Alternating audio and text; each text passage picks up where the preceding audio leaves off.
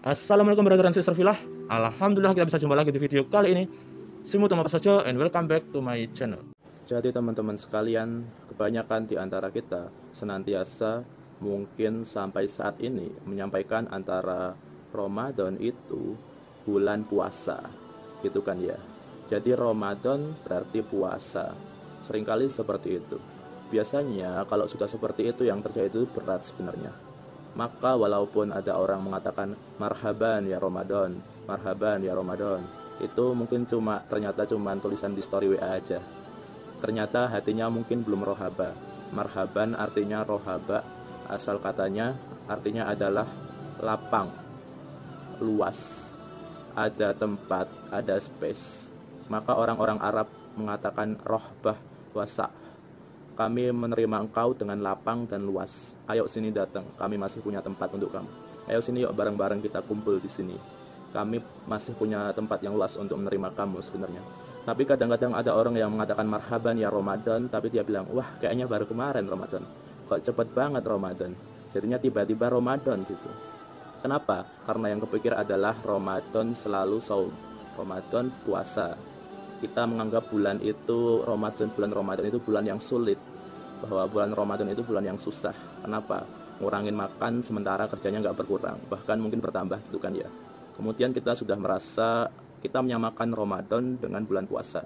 Padahal di dalam Al-Quran tidak hanya begitu ceritanya, tapi Allah pisahkan itu dengan sangat jelas. Dalam suratul Baqarah itu surat 183 Allah sampaikan, ya ayyuhallazina amanu kutiba alaikumus siyam. Kutiba alaikumus siyam. Nah, di situ disebutkan siyam, baru kemudian di ayat berikutnya disampaikan, baru syahrul ramadan allazi unzilla fihil quran hudal linnas wa bainati minal huda wal furqan. Tidak ada kemudian di situ urusan dengan puasa, karena puasa dimention sebelum dan sesudahnya. Baru setelah menyebutkan Ramadan itu ada urusannya dengan Al-Quran, baru Allah kemudian menyampaikan, faman syahida minkum syahra falyasum. maka setelah Anda menyaksikan bulan Ramadan ini, Anda kemudian mensyahidkan bulan Ramadan ini, maka berpuasalah. Nah, sebelum saya cerita tentang puasa teman-teman sekalian, teman-teman harus paham. Pernah gak sih teman-teman bertanya, sebenarnya kenapa sih nama Ibrahim itu selalu disebutkan dalam hidup kita sebagai seorang muslim? Merasa nggak sih 5 kali kitab sholat Nabi Ibrahim tersebut atau tidak? Hampir semua yang kita berikan kepada Rasul Muhammad SAW selalu kita berikan kepada Nabi Ibrahim. Contoh, Allahumma sholli ala, mau pakai Sayyidina boleh, nggak pakai Sayyidina boleh. Tapi Allahumma sholli ala Muhammad taruhlah, wa ala ali Muhammad, kama sholaita ala Ibrahim. Situ Ibrahim disebut juga. Ketika kita bersolawat kepada Rasulullah, tentunya kita bersolawat kepada Nabi Ibrahim. Wa barik ala Muhammad wa ala ali Muhammad kama barokta ala Ibrahim wa ala ali Ibrahim. Itu senantiasa dapat yang sama. Rasul dapat solawat, Ibrahim juga dapat solawat. Rasul dapat kemudian barokahnya, kemudian kita juga mendoakan barokah kepada Nabi Ibrahim. Bahkan dalam kehidupan kita sehari-hari, tanpa kita sadari, hampir semua ibadah-ibadah kita itu ada hubungannya dengan Nabi Ibrahim. Kita misalnya membaca doa iftitah, misalnya inna solati wa nusuki wa mahyaya wa mamati lillahi rabbil alamin. Itu perkataan siapa? Perkataan Nabi Ibrahim. Dan saat kita bicara tentang Islam, kita tahu hadisnya, bunyal Islam alal khams. Hadis arba'in itu sesungguhnya dibangun Islam atas 5 pilar, 5 dasar.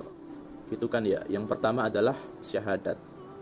Kalau kita bersyahadat, apa yang kita lakukan sebenarnya? Yang kita lakukan adalah bertauhid kepada Allah. Kita tidak mensekutukan Allah sama sekali. Kita menganggap bahwa Allah itu tidak ada tandingan sama sekali. Dan ini yang diajarkan oleh siapa? Oleh Nabi Ibrahim. Ketika dia mendapati orang-orang yang menyembah bintang, dia bilang, kenapa kamu menyembah bintang? Orang itu bilang bintang itu keren bro, kalau zaman sekarang. Iya keren juga ya. Nah itu siasatnya Ibrahim. Terus dia bilang, kalau kalian nyembah bintang, kenapa nggak bintang itu aja yang lebih gede? Bener juga ya, kenapa nggak bintang itu aja yang lebih gede?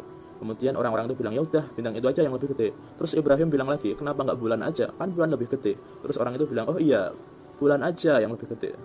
Terus bulannya jatuh. Terus orang itu bilang, kenapa nggak matahari aja yang lebih gede? Nah, kemudian mereka nyembah matahari, tapi matahari tetap aja juga tenggelam. Kemudian Nabi Ibrahim bilang, ya sudah, sembah saja Tuhan semesta alam, Tuhan yang punya segala-galanya, namanya Allah. Kemudian dia memperkenalkan konsep tauhid di situ. Kemudian dia kembali lagi ke keluarganya. Dia komplain kepada keluarganya, kenapa kamu menyembah sesuatu selain Allah? Hazihi tamasulilati antum laha akifun. Apa sebenarnya yang kalian sembah ini? Patung-patung gak jelas ini, apa ini sebenarnya? Kenapa kalian gak cuma nyembah satu saja? Kemudian yang kecil-kecil dihancurkan dan ditinggalkan satu yang besar. Itu ajarannya Ibrahim. Syahadat ajarannya Ibrahim. Sholat ajarannya Ibrahim. Sama yang pernah pergi umroh, di situ ada dalil dalam Al-Quran, Wa takhizumi maqami Ibrahim musola. dan jadikanlah tempat Ibrahim itu sebagai tempat sholat. Karena zaman dulu Nabi Ibrahim juga sudah melakukan sholat. Haji apalagi, hampir seluruh proses-proses haji itu kita mengingat perjuangannya Nabi Ibrahim dan keluarganya. Lempar jumroh, apalagi motong kurban, tawaf, sa'i, itu kan ya. Kemudian minum air zam-zam, itu bagian dari syariat Nabi Ibrahim. Zakat misalnya, zakat walaupun tidak secara langsung disebutkan, tapi disebutkan dalam Al-Quran tentang Ismail, anaknya daripada Nabi Ibrahim, yang menyaksikan Nabi Ibrahim ketika dia itu membangun Ka'bah sekaligus menjadi orang yang disembelih saat itu. Apa kemudian dikatakan dalam Al-Quran? Wa kana ya'muru ahlahu bis sholati was zakati wa kana inda rabbihi mardiya. Dia menyuruh kepada keluarganya senantiasa melakukan sholat, senantiasa melakukan zakat. Berarti Ismail gak mungkin dapat kecuali dari bapaknya siapa? Ibrahim. Termasuk puasa juga sama. Puasa juga dengan secara tidak langsung berkaitan dengan Nabi Ibrahim. Lah kenapa bisa begitu? Oke, coba lihat baik-baik. Ibrahim itu punya anak. Anaknya namanya siapa? Ismail dan Ishaq. Dua-duanya ini kemudian dua-duanya ini mendampingi Nabi Ibrahim saat berdakwah. Nabi Ibrahim sangat sayang dan kemudian mewarisi agama tauhidnya kepada dua anak ini. Nah, ketika kemudian Ibrahim membangun Ka'bah, dia berdoa kepada Allah, Rabbana wa ba'as fihim rasulam minhum yatlu alaihim ayatika wa yu'allimuhul kitaba wal hikmata wa yuzakkihim innaka antal azizul hakim. dan kemudian saat Allah menerima permintaan Nabi Ibrahim, tidak langsung dikabulkan saat itu. Diberikan nabi-nabi setelahnya, dan kemudian diberikan Ishak, dan diberikan Ismail, dan nabi-nabi seterusnya. Nah, pertanyaannya, Nabi Ibrahim berdoa begitu ada di mana? Di depan Ka'bah. Ketika dia di depan Ka'bah, berarti orang-orang di antara yang menyembah di sekitar Ka'bah ini nanti akan dilantik seorang nabi, yang kemudian tugasnya apa? Yatlu alaihim ayatika, yaitu membacakan kepada mereka ayat-ayat Allah. Wa yu'allimuhumul kitab, yaitu mengajarkan kepada mereka Alkitab, hukum-hukum Allah. Al-hikmah, dan kebijaksanaan di dalamnya. Wa yuzakihim, dan juga mensucikan mereka. Ini adalah doa Nabi Ibrahim kepada mereka semua. Nah, ketika kemudian seterusnya, kira-kira keturunnya Ismail yang jadi nabi siapa? Cuman satu, nggak ada yang lain. Kalau keturunannya Ishak kan banyak.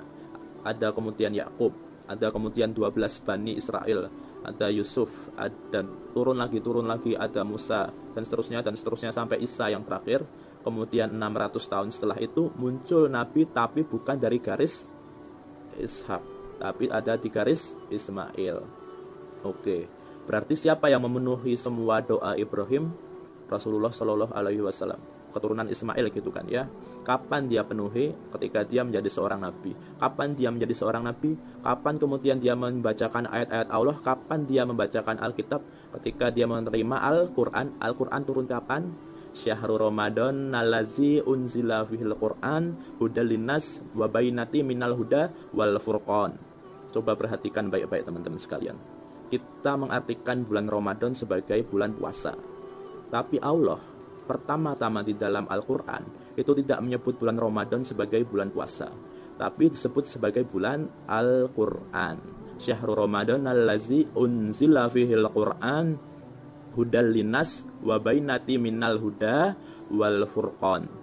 Kenapa Al-Quran ini sangat penting sekali? Coba bayangkan teman-teman sekalian, Yahudi dari dulu mereka itu senantiasa dapat nabi. Mereka itu selalu dapat nabi dan mereka itu sangat bangga dengan keturunan mereka yang banyak sekali dapat nabi. Mereka bangga-banggain dengan semua orang dan semua suku. Kami bangsa terpilih. Kenapa? Kami dapat nabi dan kalian gak dapat nabi. Setiap kami nabinya wafat digantikan dengan nabi yang lain. Maka kami dapat nabi, kalian tidak. Kami dapat keutamaan, kalian tidak. Itu yang mereka bangga-banggakan di mana-mana. Dan coba bayangkan, pasca Nabi Isa, mereka mendapat kekosongan Nabi selama berapa? 600 tahun. Dan mereka sangat-sangat menanti Nabi kayak kita mungkin akhir zaman. Kayak pembahasan akhir zaman. Ada yang senang dengar ceramah-ceramah akhir zaman. Nah, kalau Anda senang dengar ceramah akhir zaman, berarti Anda melihat semua itu berdasarkan akhir zaman. Itu kan ya. Wah, ini kayaknya ada tanda-tanda akhir zaman ini. Kayaknya ada mata satu ini, apa ini? Apakah Dajjal akan muncul? Gitu kan ya. Kenapa ada banyak bangunan yang bermata satu gitu ya? Semua antum artikan dengan masalah kiamat. Kenapa? Karena antum menanti-nantikan hari kiamat. Karena itu selalu kalian bahas.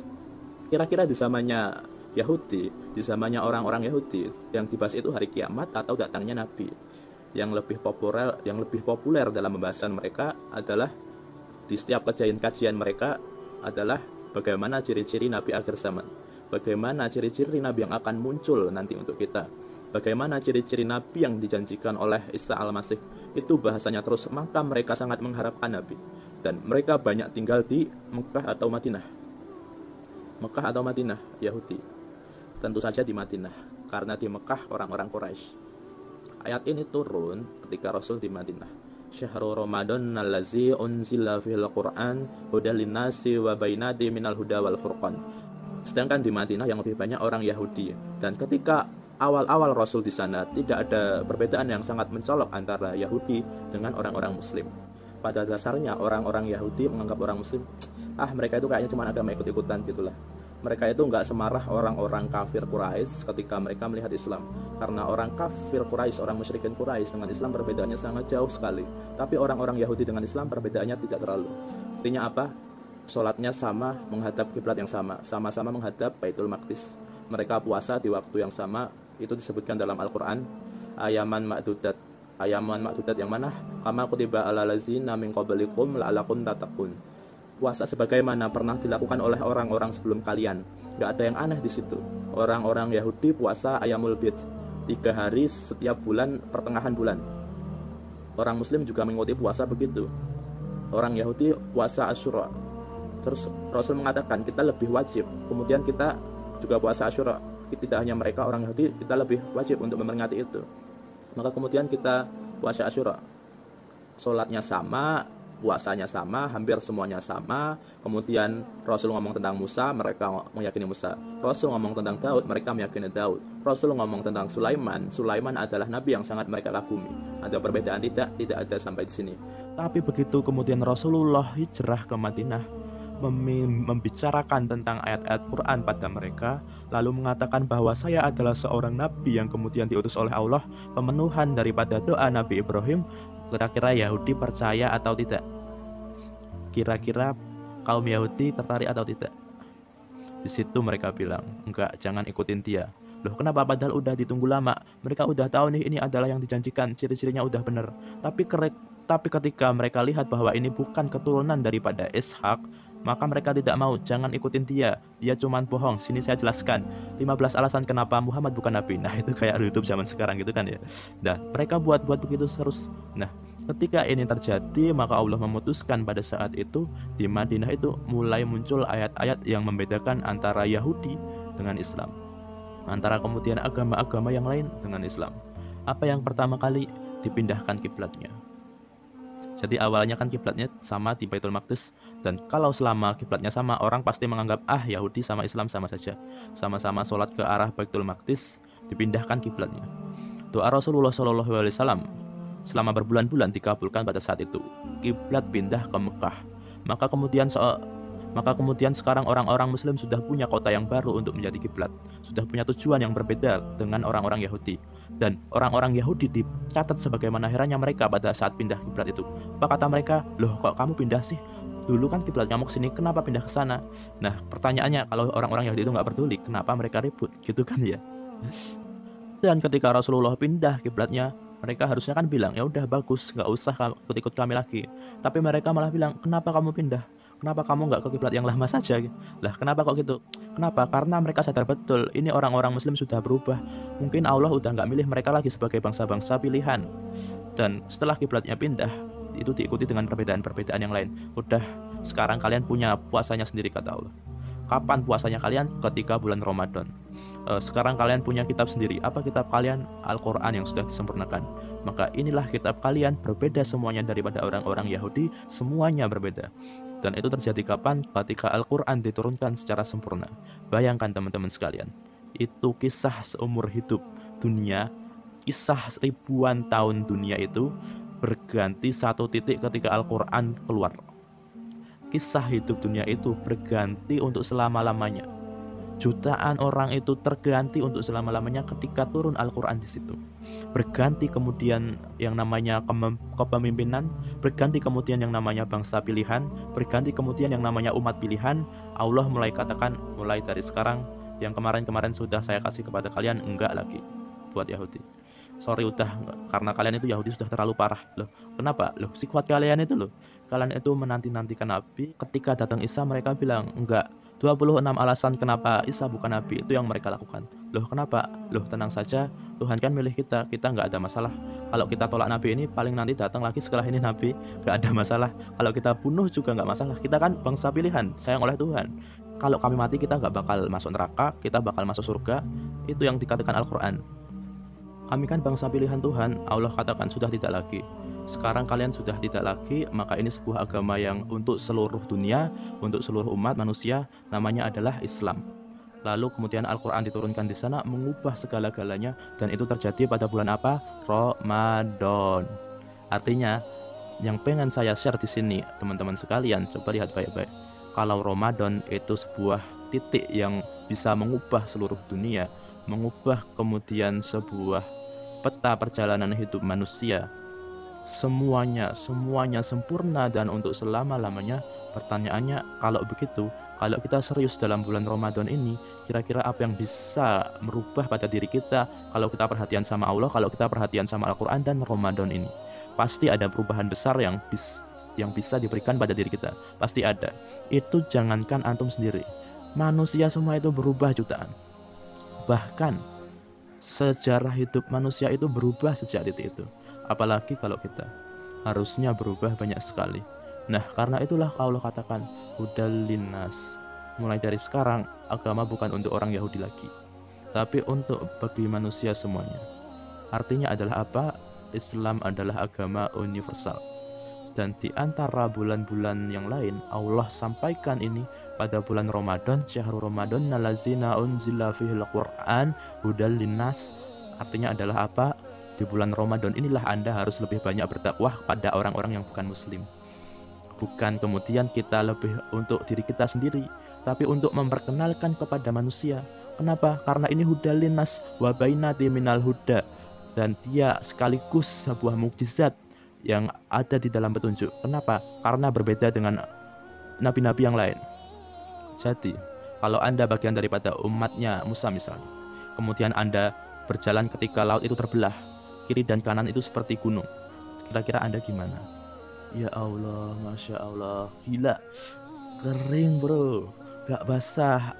Lihat bro, ini kayak dinding, airnya terbelah bro, ada karang-karangnya transparan gitu. Dia itu bisa lihat teman-temannya, bro gimana bro, fine gitu kan ya, silahkan jalan.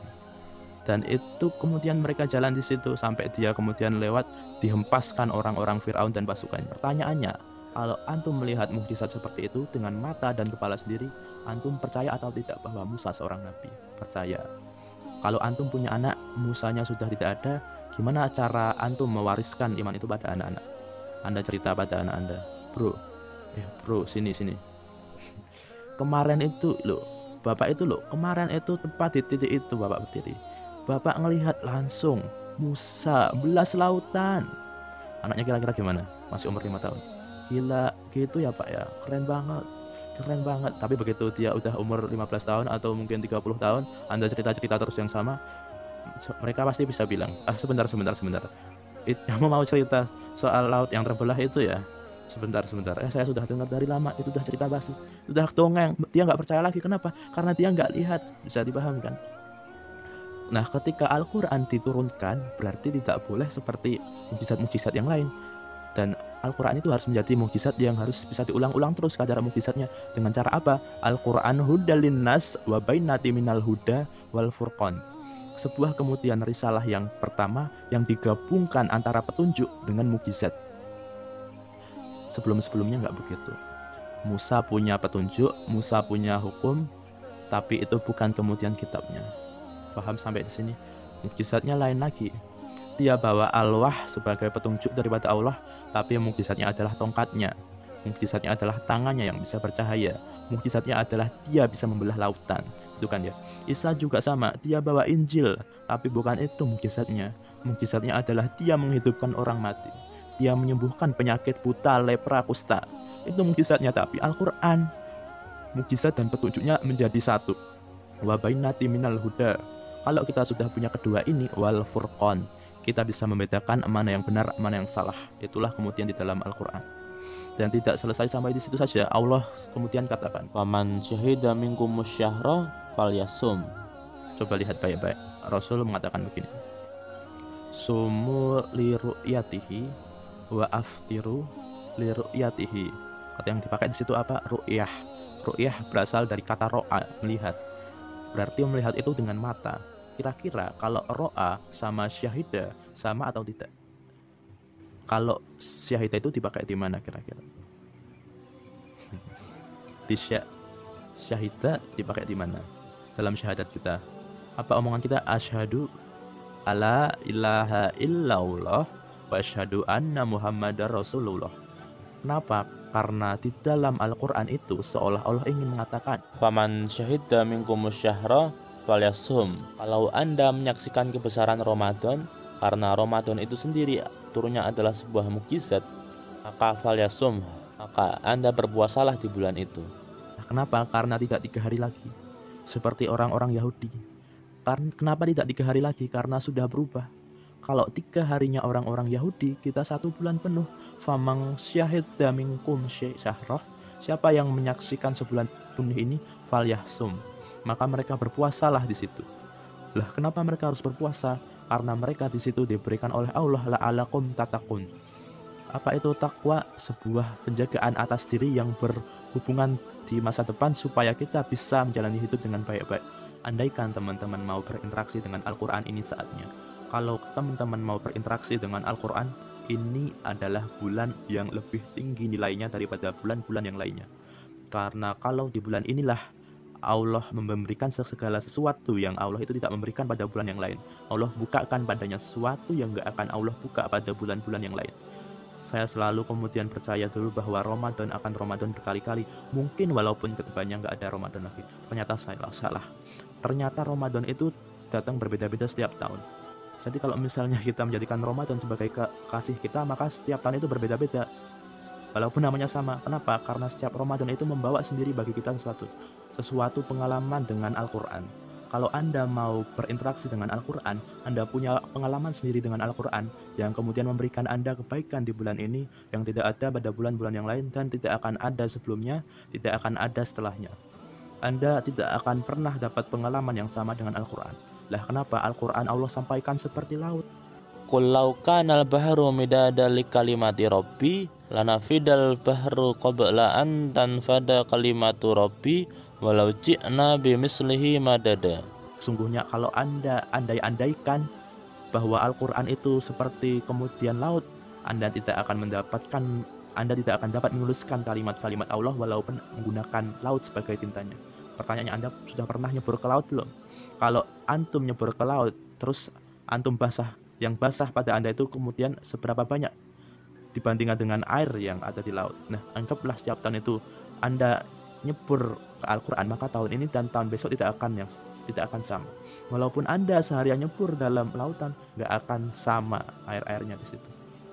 Allah punya personifikasi pada kita sendiri. Allah punya kemudian masing-masing pada diri kita sendiri.